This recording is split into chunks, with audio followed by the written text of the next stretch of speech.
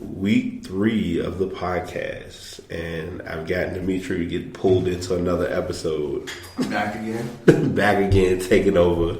I feel like this is soon going to become his podcast, and I'm just going to be here just enjoying going through the motions. So you may hear the sounds a little different, trying out something a little new, a little unique for the episodes, but we're just going to kind of let it roll and be what it is and just have fun with this one.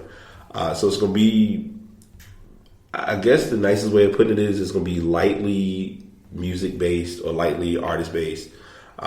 Brief gaming 101 because I'm giving Dimitri a little bit of an education about some Tekken 7. So letting him kind of get a feel for that.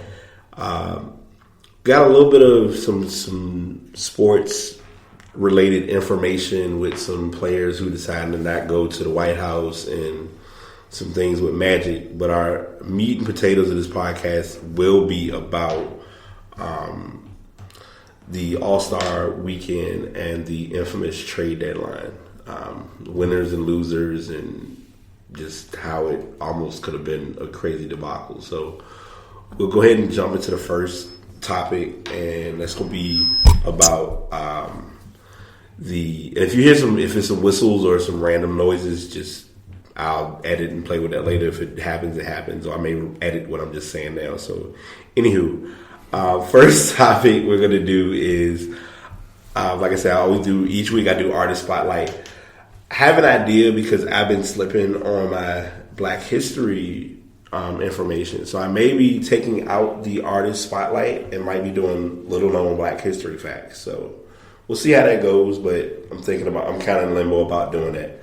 But in the meantime, this week's artist is a group. And many people, to say the least, I was initially attempting to do this group, I don't know, 8 or 9 artists, and then I literally looked at Google and realized that I want to say this group might have over 21. Okay, 21 members. So 21 members who have performed, not performed, been around here and there type of ordeal. Many people know them as EWF. Those who don't know the meaning of it, it's Earth, Wind, and Fire. One of their hit songs that I always think about is called All Right. September. That's the one you know about? September. Okay. So I'm taking it that you might have heard some Earth, Wind, and Fire at one time, maybe. Yeah, I've heard some. Okay. All September. Right. Reasons. Yeah, Reasons is a good one. And a lot of these, so to kind of give a musical perspective, you usually will hear artists like these always get performed at events like X Factor, American Idol, trying to sing these songs. Sometimes it goes exceptionally well. Other times, Not so much. But yeah, Earth, Wind, and Fire was a group that kind of got started in the 70s. They weren't, I won't say they introduced, but they brought into that, in that flow of like the synthesizers, drums. It was a very instrument-based group, but they had a lot, they had vocal, but vocal wasn't their main. Yeah, they made styles. You could say. Right. Yeah, they were a style-based group with how they performed. I thought about this group, and it's kind of a coincidence because I think, was it last week? No, not last week. A couple of weeks ago, it would have been a year. One of the members of the group passed back on February 3rd of last year. So that's the reason why you chose it for this week. That is exactly. I was going to ask that. Yeah, I try to not tell all my stories, but then a lot of times I end up just telling because it's like, hey, you may as well just know. I'm always random with what I do, so it's like this is that random artist that I really like.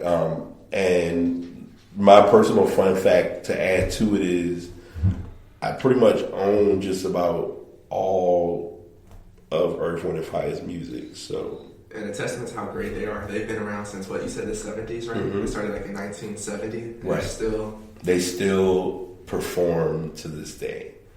And that's just not normal for a lot of musicians or a lot of artists because, like music, as music continues and is always being produced, it's not the same, because a lot of times it's like, all right, you got these new artists who are out and you're trying to not keep up with them, but you're trying to do what you're doing, but still be able to be acknowledged in the limelight of those type of artists. Mm-hmm. So for them to be able to pull that off is actually not a bad ideal process.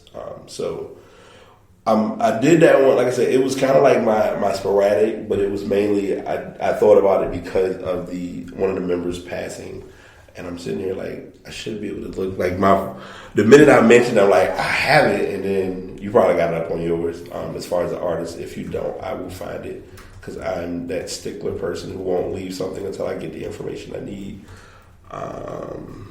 Matter of fact, I can cheat because I wanted to say it was Philip, and I'm probably wrong. There's a lot. I think I want to say it was Philip Bailey is the one who passed.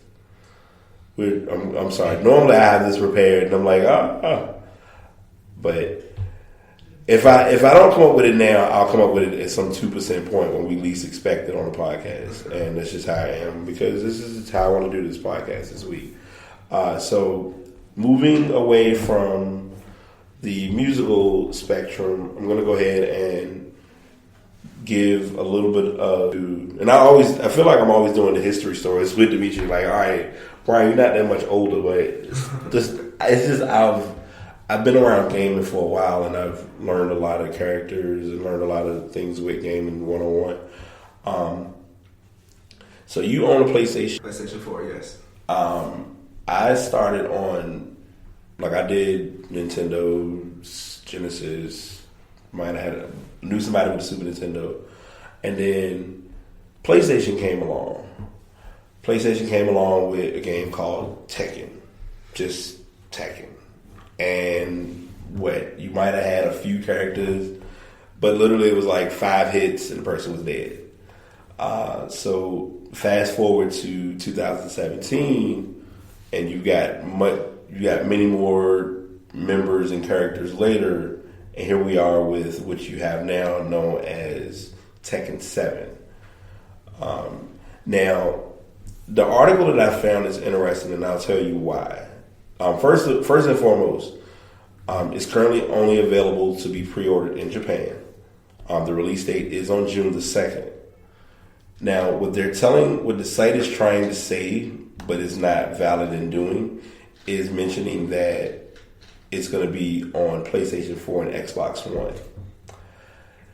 Now, as a Tekkie 101, this game is likely only going to be on PlayStation 4 and PC. Now, if it shows up on Xbox One, then I'll digress. I may have to double check on that, because I want to say I saw something it is on Xbox One. Okay, because I know most time this is the reason. The reason I'm saying that I'm emphatic in saying the Xbox One bit is because last year Street Fighter V came out, and when it was released, it only came out on PlayStation 4. Yeah, it says we'll finally come to PS4 and Xbox One this year. So I just wanted to make sure that I didn't get false hope with knowing me. I'm the guy, because I'm like, let me just make sure, because I know things will drop and then they'll say, oh, it's out, or no, it's not out, because usually they'll try to make certain games an exclusive. Mm-hmm. Depending on how tournaments go, that'll be what kind of factors into it. And speaking of tournaments, the reason this was thrown into the story is because last weekend I was home, happened to see a tournament come up, and I was like, are they playing? Yeah, they're playing Tekken. And so Tekken was being played over in another country, giving it a little bit of exposure, letting folks see, hey, this is what it's going to look like. It's going to pretty much be this release of this build, and we're just waiting. They're just kind of getting the kinks out of it, checking out, see what it's all about. And yeah, it is on. Okay, well, looks like I might be buying it this summer. So June 2nd is the release date for the game. And before we forget, I think we were talking about Maurice White. Yeah, Maurice White. So I was way left field. February 4th last year. Okay, February 4th. So wrong date and wrong name. Yeah. So yeah, Maurice White. He was a known member of the band of Earth, Wind and Fire. One of us is gonna get it right. The founder. He was the founder. Yes. Like I said, Dimitri helps me. So I think I mentioned this in a podcast before, but I'll mention it to clarify. I'm the blabbler, talker, information once in a while. He's the informative techie. He'll pick up stats and numbers, a lot quicker than I will. So that's kind of where it's like a tag team type of ordeal.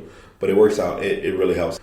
And I'm one of those people who will admit I don't mind being told when I'm wrong. Because and to Atkins 7, they're making it a big push, because if you do get the pre-release, you can get one of the characters as what we love to call downloadable content, and her name is Eliza, probably Eliza, and they have a video on the moves. Here's her moves. Here's kind of like a signature breakdown of this. Okay, never mind. I was like, wait, I'm looking like, all right, I don't see no move. I almost didn't see any movement, so I got a little concerned. All right. So that's the part of my 2% of the artist, like I said, the artist world, and the techie / gaming spotlight. So if you were here for more, or this is the part where you want so-called events to happen. The All-Star Celebrity Game, the main guy, the main talk of the town was Brandon. Is it Brandon? The best way I know him is B.A. He is, Brandon Armstrong. Thank you. I'm fixing it, working on it. Brandon Armstrong was actually the MVP. He had the interesting part was he actually had a pretty good stat line. He had 16 points, 15 rebounds. You're talking about Brandon Armstrong? Brandon Armstrong did, yeah. To be fair, he was a former NBA D-League player. Yes, he is a former D-League player who does a lot of YouTube videos for many brothers. He has like this time of just being able to come up with these guys' jump shots, their way of playing. Tim Duncan, Kobe Bryant. He's done a lot of videos for a lot of them. So it was a unique game. The thing that I looked at. Okay, so first thing they brought up, and I'll go ahead and break it down in two parts. First thing was Jason Williams and Baron Davis coming back to basketball. I hadn't seen them in a while. Like I've seen Jason Williams in some videos. Yeah, I've seen him on TV. Playing some rec. So he's been getting down in that part. Baron Davis has been claiming to come back and make a comeback to the NBA. Nate Robinson's still trying to come back, so it's possible. Because currently Nate Robinson is in the D League, so it's possible. So there was that factor because those are the two main stars. And then at a certain point of the game, I don't know if I want to say it was in the first half. Mm-hmm. It was right before the second half. They did a dreaded mannequin challenge. During the game? Yes. There was a mannequin challenge that occurred between I think if I want to pinpoint the story correctly, Romeo shot a jumper. It was of course an air ball. Not move for about 20 seconds. And then the referee blew the whistle and they went back to playing. So the referees were even part of it. So it was cool. It's different. I thought it was the funny part about it is one of the girls in the middle of the game, I said, don't speak it into existence because you never know with these type of games. So spinning away from the celebrity game, remember we had the Rising Stars too. Oh, okay. So right. Did you do the Rising? Then I want to say I caught some of the Rising Stars game. Caught a little bit of the Jamal Murray in the second. Yeah, because that was about a contempt. It was no exception. It is what it is. Mm-hmm. Yeah, pretty much. Now you're gonna put me in a bad place of being very on YouTube. Skills challenge actually wasn't that bad. It's a boring part of the All-Star Weekend festivities that is kind of I can say it. Yeah. But they also it's there, so they got to do it. I get that, but it's running. It's like it's running low on gas in so many words. I think they're trying to liven it up by adding bigs into it, making bigs versus guards. So. And it worked out, but I'm still yay. I don't know. Watching people do skills that half of them don't do is okay. And I'm saying this because I'm the regular everyday basketball player. it's already a problem because you want kids to learn how to play the game the right way, but you can carry it in skills challenge. You can get away with, taking 5 steps to shoot a layup because it's the skills challenge. This is the weekend, All-Star weekend, so they chilling. But then for guys who you're trying to show like, hey, this is how you play basketball. Well, I saw LeBron James take 10 steps. Yeah, but that's LeBron James. So it's like the win. It's like the gift and the curse. The 3-point shootout, Klay Thompson was not as big this time around. It was actually my boy from Houston. Eric Gordon showed up for that one. Because I was like, Klay didn't have like. He put pressure on himself by saying like he's the best shooter. Yeah. So saying like he's gonna win, and then not even making it to the finals makes it. I don't know. Right. It just was, but from what I saw and observed, what it looked like was a pretty good shooting festivity because they came, they shot, they kept it moving. All right.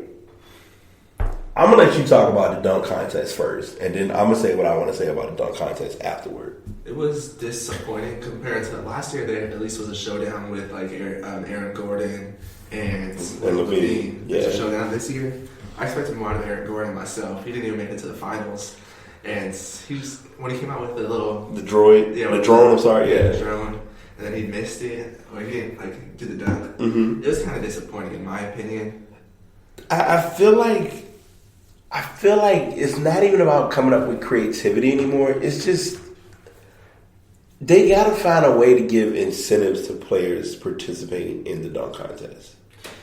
Yeah. Because you can't. If I could get Vince Carter, I will take Vince Carter right now in a dunk contest, like at his end of his career, and I think he would still come up with better dunks than what I've seen in recent All-Star games. And I think they should maybe add like other people into it. Say like people like street ball like players like dunkers into it. Yeah, to make it more exciting because obviously not the good NBA players are trying to be into it. You know what I mean? Yeah, because let's face it. If you get a player named Derrick Jones Jr. who's never played or was playing for the Phoenix Suns, they pulled him out the D League to play in this game, and then as soon as the All-Star weekend ended, he went back to the D League. And the best he got was runner up. It was like, y'all got desperate. Like, I just don't. It like, okay, Glenn Robinson dunked over he dunked over Paul George and the mascot. I was like, okay, we've seen dunking over people numerous times. He did a couple of the same dunks too. Right. It wasn't, it just didn't have what I looked for. So I just kind of was like, okay, they did dunks and it was a dunk contest. They, like, trying to give, putting fans who watch it in the place to give 50s where 50s aren't an applicable status of dunks is just not. I think that's why I just don't get into it. And then you got folks who just blow failed dunks after failed dunk time and time again. Where I'm just like, all right, there was a point with Aaron Gordon on one of his dunks. I think it was with the drone dunk when he missed like 2 or 3. Right. And, like he had sat down. He thought his turn was up or something like that, and then he got back up and actually did the dunk. Yeah, because like how many chances did they get? Right, and then the tough part is now, and this is another thing. Zach LaVine, couldn't play because he was already he was out for the season. Towards ACL, right? Yeah. So having him, because I think having him in it would have helped. I think he before that even happened, he said he wasn't going to be in it though. Oh, okay, right. So it was kind of like one way or the other. Yeah. And then DeAndre Jordan dunking over DJ Khaled. Somebody brought up a good point, and I'll say this, and then I'm going to stop beating the dead horse because I don't want to sound like I'm just like a hater of the event. It's just it just didn't. They didn't do it right, but we got to do better with the prop fails or the prop attempts. Like there's got to be another way to go about if you want traction or you want attention for that event without having to do blatant over a Kia. They're the official sponsor, the vehicle of the NBA now. Right. So you think about it, like, and I'm sorry, I wanted to note this because I really want to be fair in presenting this. I came up with a valuable lesson from the All-Star weekend. It is very branded on so many levels because every event was sponsored. You see the first advertisement? Yeah. The first advertisement. You know who I wish would have been in the dunk contest? Who was that? Giannis Antetokounmpo. Yeah, his wingspan. Yeah, I wish he'd have been in the dunk contest. I could see him. I could see him putting in some good dunks. I would like to see. It's some players who I wish would do dunk contests. Like even. I'm not even gonna take LeBron. I wouldn't even want to see LeBron. I don't think LeBron has like an arsenal of dunks. I would like to see. It's a lot of players in the NBA that I wish could do. Matter of fact, I'll say this about it and I'm letting go. If you would do a dunk contest of this sort, get a bunch of John and Jane Does that we don't know nothing about, that we don't think can dunk whatsoever, and just see what happens. You might get a better result than what we getting with folks who are supposed to be names that, like Aaron Gordon. Not really a name. I liked it back in the day when they had people who actually were stars or were on the come up. Right. Actually, like going to the dunk contest and kind of like build a name for themselves, like Kobe his rookie season. Harold Miner before he was Baby Jordan. And Jordan with Dominic Wilkins, like you know what I mean? Like Spud Webb, yeah. Like if you could get the legit ones, I would be okay, just fine with it. But what they're doing there is just it just doesn't carry it for me anymore. Did you see the All-Star game? Believe it or not, I caught stints of it, and I was able to kind of get the highlight rundown and looking at what transpired. There are two things that I'm gonna say, and I always have these two things I'm gonna say, because it's interesting. The fact that Anthony Davis broke the scoring record is one thing. I'm surprised by that because to get it, and he got it on like 26. 26-39 is actually not a bad stat line, and they made it clear they were going to feed him. It was in New Orleans, so it was only fitting. The other side of it, which we'll go into later on, is how it was an odd stint of having one of the players who played in the All-Star game not play much time, but doing an interview and being told of his trade to the place where the All-Star game was held. Like I said, we're going to get into that later on. So I thought that was a unique circumstance, but I know things happen. So it's like it was a move that was going to happen one way or the other. I thought something else that was interesting during the All-Star game was you catch the give and go by the two. Oh, the Kurt, yes, thank you. The Durant Westbrook moment. Yeah. And it was literally a way of saying what we still realize is not being valid, which is they still don't like each other. Yeah, I still don't feel like they like. I think when it comes to, I think it shows that in time though, things will heal, but it's going to take a lot. It's going to take time, but I think everybody's putting so much pressure on it and expecting them to just like everything's going to work out perfect, and it's like no, y'all need to let us build this on our own. Yeah. It's better for them to build it on their own than to force it, because if you force it, it's not going to be a good chemistry. It's not real, and like it's their personal relationship. People should, you gotta let them deal with it how they may. Like all people have like tiffs, with a friend or something like that. That takes some time to, heal. To go through it, yeah. But it's like as soon as that alley-oop happened, like they took a timeout and like they was like, oh hey yo, he's out there. So I thought that was cool. That was chill. Like that was creative and that was fun. So I give him credit for that. And there's the rain. If you hear if the rain is picked up in this podcast, I'll be surprised. But anyway. So the scoring, it was the West won by 10.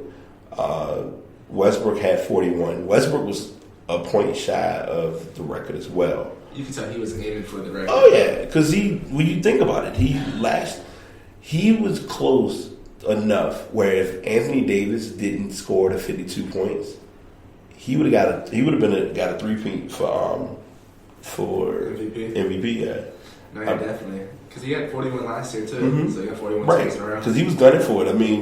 Between him and I want to see, was it Paul George?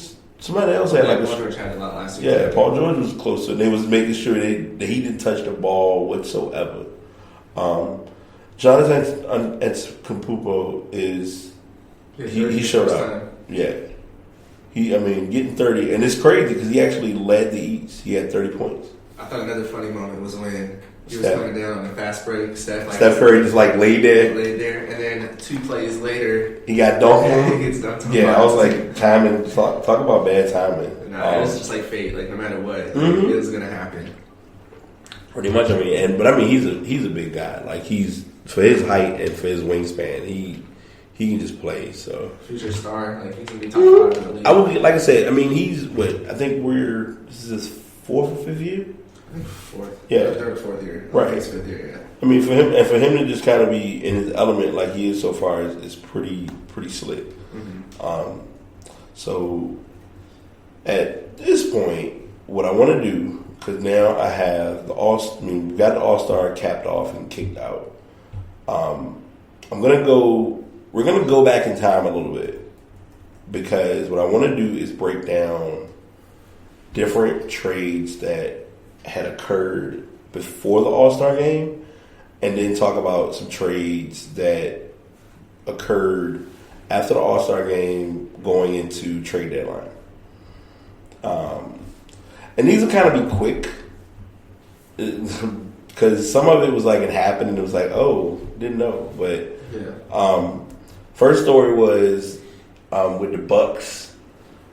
The Bucks decided with Plumlee it was time to let him go. They sent him off to Charlotte for Spencer Hawes and Roy Hibbert. Bringing this one up because it's going to lead into a later trade, and you'll understand.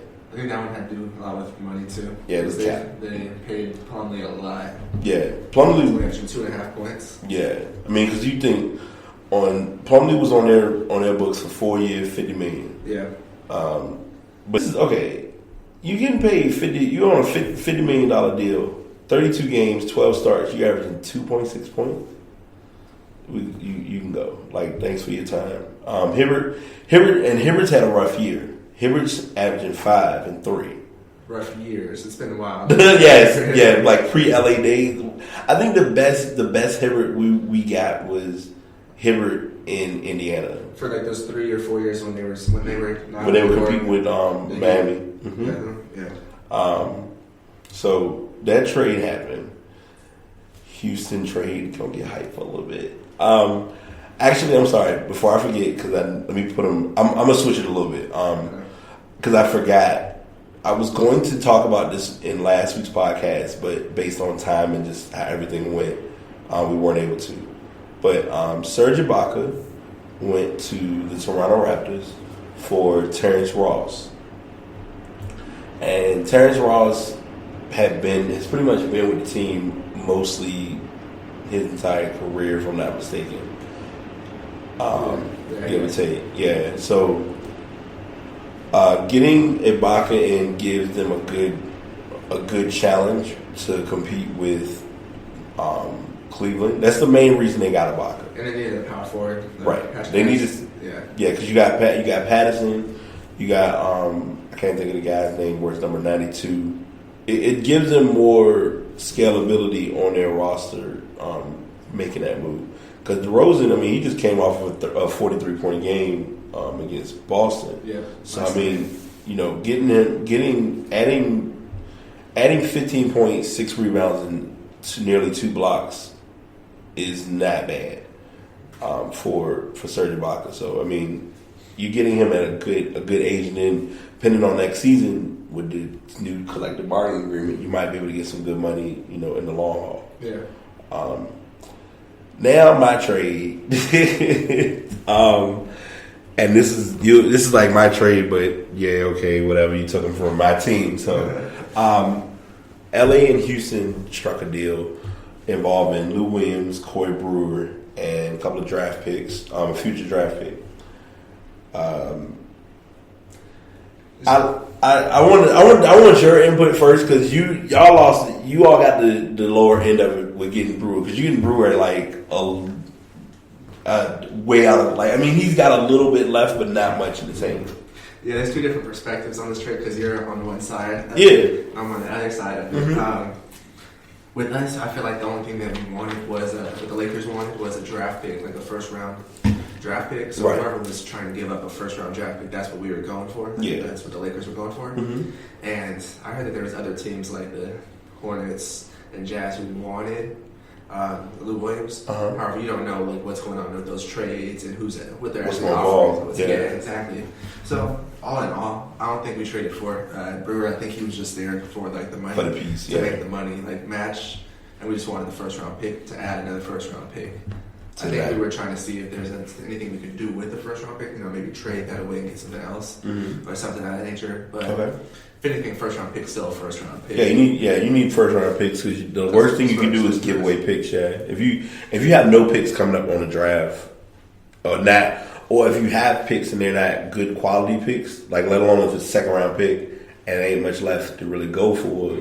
Because you never know what a player can or can't do. Because even with you all getting Ingram's had a good year, but he hasn't had he's a rookie. I think that's also what had to do with this trade too. It makes it so more of the onus goes on to the younger players because they had Lou Williams to fall back on because he was averaging 18.5 points a game with us. And we don't have anyone scoring over 15 points a game at this point. Starting, yeah. So now, the last game, actually, D'Angelo Russell drops 29. Yeah. So it puts more onus on him to step up, to see what he can do at this moment. Otherwise, we may have to, move more pieces in the future. Right. And y'all almost had a crazy move, but we'll get into that as well. Now, the blockbuster trade that had everybody oohing and ahhing and losing their mind and acting crazy. DeMarcus Cousins played 2 minutes in the All-Star game. In all my years of watching All-Star games, I didn't understand that until it was broken down as to why.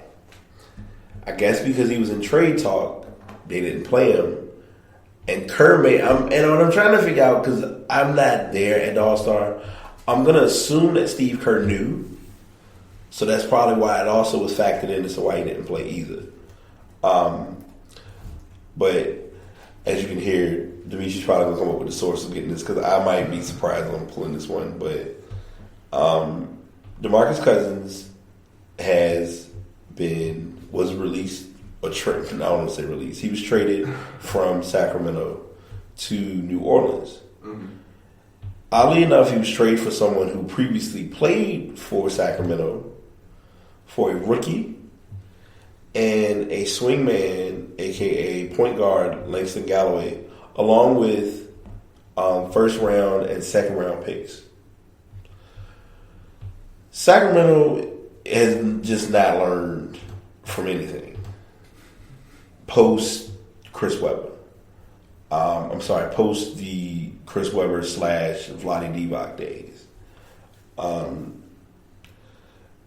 This was a trade that needed to happen because they wanted to get Cousins out of Sacramento, but it was what you got out of the deal that just really made it an odd scenario.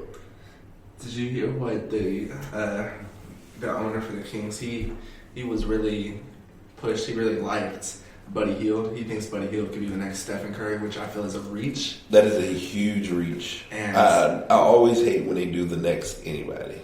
But they got a first-round pick out of it, which I don't think is a protected first-round pick. Right. So in which case, whatever place the Pelicans fall in, they get that pick. And, the Kings don't mind being bad, obviously, because they look bad right now.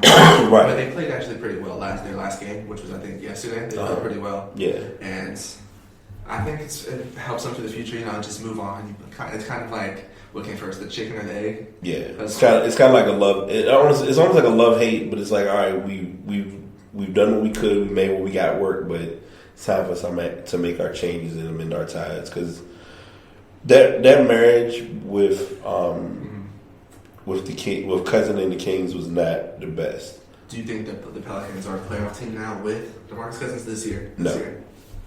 I'm going straight. I'm quick triggered saying no, and I'm only saying no because you don't have any role players that really can help in New Orleans. Or swings, or all they have is Drew Holiday. You got Holiday, and I really don't. I mean, you got Solomon Hill.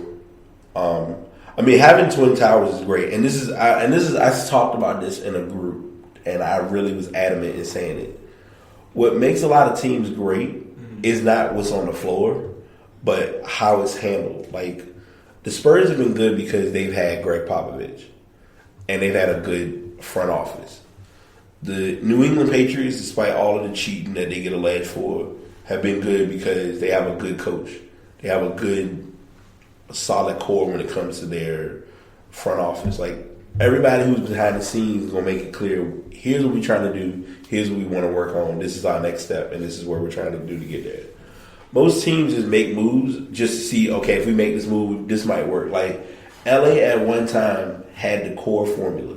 You had Phil Jackson, you had the Bus family, you had Kupchak in his legit heyday. Even with the Kings, and I'll say this with the Kings, and I'm going to jump on these other plethora of trades that all happened because it was like a whole wave. You got rid of Jason Williams, brought in Mike Bibby. Christie, you had Rick Adelman. So you had core pieces in place. Mm-hmm. The tough part was, and it was nothing on LA's part, Sacramento just beat themselves back then. And so after that whole team just kind of deflated and got let go, the Blues got somebody running the team on a darn thing about basketball. Almost cursed, but anyway. And it just turned into like a tough scenario. I want to run these quick, but not really give them a lot of major. We'll kind of like talk about it and then cap our last little pieces. So, Noel went to the Mavs. Sixers got Bogut. They let Bogut go. And for what, 2 second-round picks or something like that? Yeah. I think that was. They're building. They're making it clear that that they know Dirk's leaving soon, or Dirk doesn't have much left. So it made sense for the moment to do what they did. I feel like that was better for the Mavericks than it was for the Sixers. I feel like they won that trade. Yeah. Oh yeah. Mavs won definitely. Bucks turn around and give send Roy Hibbert to the Nuggets. You said who?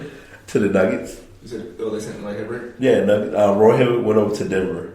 It was okay. I don't know if you saw, if I sent this article to you or not, but basically they said Milwaukee Bucks sent Roy Hibbert to Denver Nuggets in quiet deadline day because it was about 30 minutes left at the trade deadline. Mm-hmm. Roy Hibbert went to the Nuggets in exchange for a heavily protected 2019 second round pick.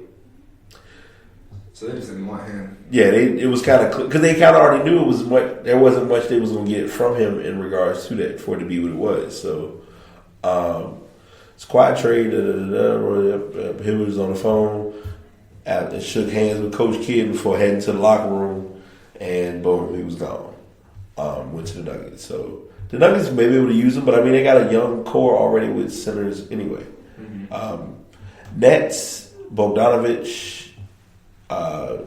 Gone. Chris McCullough gone. Going to the Wizards for I call him the trade bait of the NBA, known as, let me make sure I get the right name because he always gets traded. Thornton, Marcus Thornton, and Nicholson. Thornton always gets traded. Yeah, it never fails. Like he's always involved in a trade. For Marcus Thornton and Andrew Nicholson. I think that was more so just Nets trying to do some type of a deal to see what they could get to kind of maybe work the ping pong balls. Who knows? Hawks let Mike Scott go to the Suns, and there was a reason for that, which we'll go over as like the last trade that happened. They wanted to kind of get a little bit of stretch to make some moves. Atlanta traded for Ersan Ilyasova. Bulls and Thunder trade. Bulls and Thunder trade is probably going to be the heavy hitter because that weren't a lot of talk. It was Doug McDermott and Taj Gibson which Taj Gibson I was surprised they let go. I think he's a free agent this summer, so I think they were doing that for the long haul. Yeah, I don't think they were trying to pay. Bulls question. I know you're Lakers fan, so be biased while being unbiased. Do you think they're going to pay more money? Who do you think they're trying to put more money in right now? Between Butler and Wade. Butler for sure. Okay. Butler, because otherwise they probably would have traded Butler. Right. They're trying to trade Butler to the Celtics for Jay Crowder and either Marcus Smart or Avery Bradley, and the first round pick that they have from the Nets. But the Boston Celtics didn't want to give that up. Yeah.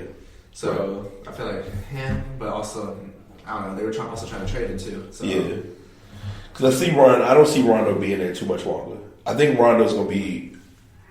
I'm saying this on my podcast now, but I'm probably going to talk about this next year.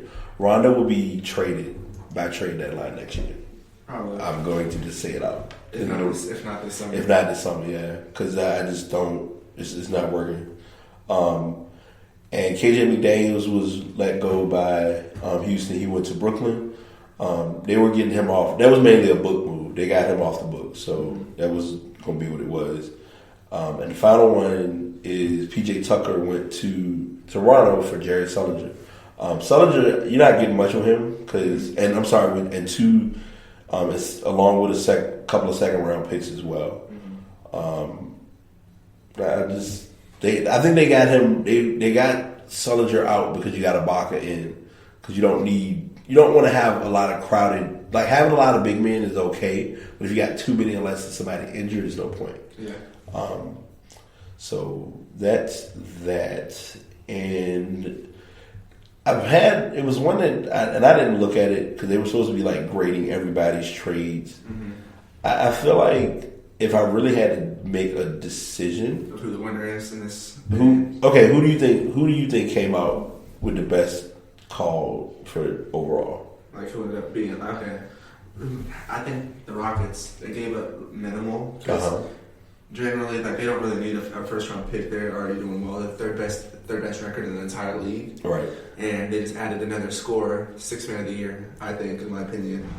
And they just added more firepower off the bench to go out at the Warriors because, in essence, that's who the West is going to go through. It's going to go through the Warriors. Yeah, the Warriors is really about the only team that's a threat. So I think they won that. What about you? It's strange for me to say it. It's not even me kind of pulling the string on it. I would honestly say it's like the Mavericks have a good. I think getting Nerlens Noel will be a good pickup for them. Mm-hmm. Only because you're looking at the fact that Dirk Nowitzki is kind of close to retiring, if not retiring soon. They're not going to do as much in getting. Noel wasn't going to get as much offensive production as right now. They're trying to get Embiid involved. As you can see, Okafor didn't move because everybody was looking for Jahlil Okafor to go somewhere. But it's like all of his little stupid stuff he did is all gone in the past. So that's a good thing. But that's my choice right offhand. Because I'm reading through a lot of the teams as far as how they graded, and I mean, the grades are what I expected. I mean, you really don't have much that kind of was a hit or miss. Only trade we didn't talk about, and I forgot to mention, was Lakers sent Marcelo Huertas to the Houston Rockets for Tyler Ennis. Tyler Ennis didn't really get much attention, and I'll be brutally honest in saying this.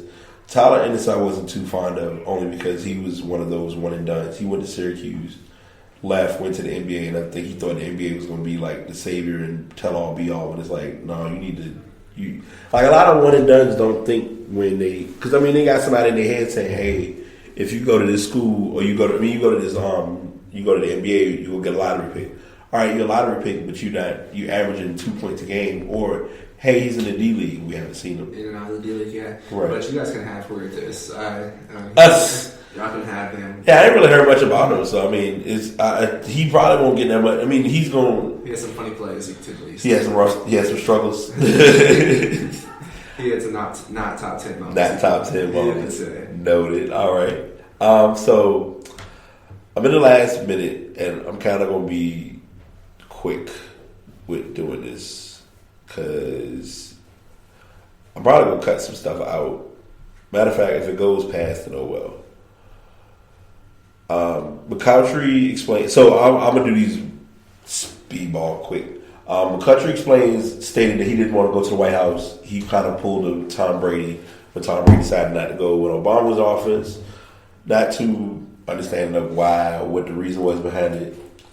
All right, so I'm gonna be honest. The other two topics I'm gonna have to wait because I'm low on time and I don't want to crunch. So this is not the way I want to end my podcast, but we'll make it work and do what we do next time. Until next week, we signing out. Anything you have to close out with? Nah, y'all have a good week. All right. Peace.